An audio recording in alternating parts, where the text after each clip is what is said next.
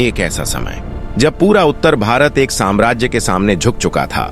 राजाओं ने समझौते कर लिए थे, किलों ने अपने द्वार खोल दिए थे, तलवारें म्यान में जा चुकी थीं, लेकिन अरावली की पहाड़ियों के बीच एक शेर अब भी जिंदा था, जिसने कहा, झुकना मुझे मंजूर नहीं। वह सिर्फ एक राजा नहीं था, वह एक विचार था। वह सिर्फ एक योद्धा नहीं था, वह स्वाभिमान की आखिरी दीवार था। उसका नाम था महाराणा प्रताप। आज हम जानेंगे, क्या वह सच में असाधारण ताकतवर थे? क्या वह 50 किलो की तलवार चलाते थे, या उनकी असली ताकत कुछ और थी? ये कहानी है शक्ति की, शरीर की भी और आत्मा की भी। वीडियो अंत तक देखना, बहुत कुछ सीखने को मिलेगा। और आगे बढ़ने से पहले वीडियो को लाइक, सब्सक्राइब कर देना, जो कि मेरे मेहनत का फल है और ये आपके हाथों में है, बिल्कुल फ्री। मेवाड़ की धरती, 9 मई 1540, राजस्थान की वीर भूमि मेवाड़, कुंभलगढ़ किले में एक बालक का जन्म हुआ। वह बालक आगे चलकर इतिहास का सबसे अडिग योद्धा बनने वाला था। कुंभलगढ़ फोर्ट, यही वह स्थान था जहां प्रताप ने पहली बार सांस ली। उनके पिता थे उदय सिंह गथू और माता जयवंताबाई। बचपन से ही प्रताप का शरीर अन्य बच्चों से अलग था। कहा जाता है कि वह लंबाई और कद काठी में सामान्य राजकुमारों से अधिक मजबूत थे। लोक कथाओं के अनुसार लंबाई लगभग 7 फीट बताई जाती है, वजन 100 किलो से अधिक, भारी कवच पहनते थे। लेकिन इतिहासकारों के अनुसार उनकी असली लंबाई 6 फीट से थोड़ी अधिक रही होगी, जो उस समय के औसत से काफी ज्यादा थी। 16वीं सदी में औसत पुरुष की लंबाई 5.5 फीट के आसपास होती थी। ऐसे में 6 फीट से ज्यादा लंबा योद्धा युद्ध भूमि में विशाल दिखाई देता था। राजस्थान के संग्रहालयों में जो कवच और हथियार उनसे जोड़े जाते हैं, उनका संयुक्त वजन लगभग 20-25 किलो तक बताया जाता है। लेकिन युद्ध में लगातार घंटों लड़ने के लिए तलवार 1.5 से 3 किलो, भाला 2 से 4 किलो, ढाल 3 से 5 किलो, कवच 15 से 20 किलो, कुल वजन लगभग 25-30 किलो तक हो सकता है। यह संभव है। 50 किलो की तलवार संभव नहीं। जब पूरे राजपूत राजाओं ने मुगलों से संधि कर ली, तब प्रताप ने इनकार किया। 18 जून 1536, एक तरफ मुगल सेना, विशाल, संगठित, शक्तिशाली, दूसरी तरफ मेवाड़ की छोटी लेकिन जुझारू सेना। उस दिन शक्ति सिर्फ मांसपेशियों की नहीं थी, वह थी आत्मसम्मान की। प्रताप का घोड़ा चेतक तेज, फुर्तीला और वफादार। कहा जाता है कि चेतक ने हाथी पर छलांग लगाई। यह घटना चाहे जितनी अलंकृत हो, लेकिन यह सच है कि प्रताप और चेतक की जोड़ी युद्ध भूमि में भय पैदा करती थी। हल्दी घाटी के बाद प्रताप ने हार नहीं मानी। उन्होंने महलों का त्याग किया, जंगलों में जीवन बिताया, घास की रोटी खाई, परिवार को कष्ट में देखा, लेकिन मुगलों के सामने नहीं झुके।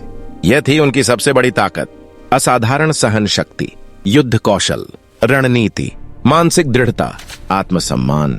अगर वह सिर्फ ताकतवर शरीर होते तो इतिहास उन्हें याद नहीं रखता। उन्हें अमर बनाया उनकी अडिग आत्मा ने। हल्दी घाटी के बाद क्या हुआ? 18 जून 1576, महाराणा प्रताप ने मुगल सेना का सामना किया। मुगल सेना का नेतृत्व कर रहे थे मानसिंह, जो उस समय के शक्तिशाली राजपूत सेनापति थे और अकबर के विश्वस्त थे। युद्ध भीषण था, तलवारें टकराईं, भाले टूटे, घोड़ों की टापों से धरती कांप उठी। लेकिन हल्दी घाटी का युद्ध निर्णायक विजय नहीं था। मुगल सेना मैदान में डटी रही और प्रताप को अरावली की ओर हटना पड़ा। लेकिन क्या यह हार थी, या यह एक नई रणनीति की शुरुआत थी? अरावली की पहाड़ियां, घने जंगल, संकरे रास्ते, कठिन चढ़ाई, यहीं से शुरू हुआ छापामार युद्ध। प्रताप ने समझ लिया था, सीधे युद्ध में विशाल मुगल सेना से टकराना कठिन है, लेकिन पहाड़, जंगल और स्थानीय समर्थन, यही उनकी असली ताकत थी। रणनीतिक बुद्धिमत्ता। महाराणा प्रताप की ताकत सिर्फ भुजाओं में नहीं थी, वह एक उत्कृष्ट रणनीतिकार थे। उन्होंने छोटे छोटे दल बनाए, रात में हमले किए, सप्लाई लाइन काटी, दुश्मन को थका दिया। मुगल सेना भारी थी, लेकिन अरावली में वह बोझ बन गई। प्रताप हल्के कवच और तेज घोड़ों के साथ गायब हो जाते थे और अचानक प्रकट हो जाते थे। यही असली ताकत थी, गति प्लस बुद्धि प्लस धैर्य। इतिहास में एक प्रसंग आता है, जंगलों में कठिन जीवन, संसाधनों की कमी, परिवार के साथ कष्ट। कहा जाता है कि एक समय ऐसा आया जब उनके बच्चों को घास की रोटी खानी पड़ी।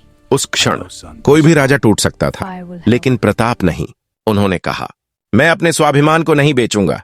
यह थी मानसिक शक्ति, जो 50 किलो की तलवार से भी भारी थी। दिवेर का युद्ध, वापसी की गर्जना। यह युद्ध हल्दी घाटी से भी अधिक महत्वपूर्ण माना जाता है। यहां प्रताप ने मुगल चौकियों पर निर्णायक हमला किया। मुगल सेना को पीछे हटना पड़ा। इतिहासकार इसे मेवाड़ की पुनः प्राप्ति का क्षण मानते हैं।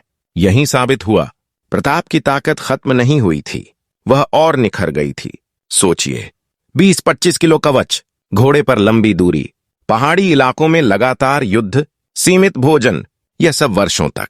यह सामान्य इंसान नहीं कर सकता। उनकी ट्रेनिंग बचपन से हुई थी। घुड़सवारी, तलवारबाजी, तीरंदाजी, कुश्ती, उनका शरीर युद्ध के लिए ढला हुआ था। अकबर ने कई बार संधि का प्रस्ताव भेजा। अगर प्रताप दरबार में आ जाते, उन्हें राजसी सम्मान, धन और पद मिलता, लेकिन प्रताप ने इनकार किया। यह जिद नहीं थी, यह सिद्धांत था। अब सवाल फिर वही, क्या महाराणा प्रताप बहुत ताकतवर थे? हाँ, लेकिन उनकी असली ताकत थी अदम्य इच्छा शक्ति, असाधारण सहन शक्ति, रणनीतिक बुद्धिमत्ता, नेतृत्व क्षमता, स्वाभिमान। शरीर की ताकत समय के साथ घटती है, लेकिन विचारों की ताकत अमर हो जाती है। तो ये था एक छोटा सा झलक सुरवीरों की ताकत की। मिलते हैं नेक्स्ट वीडियो में। जय हिंद।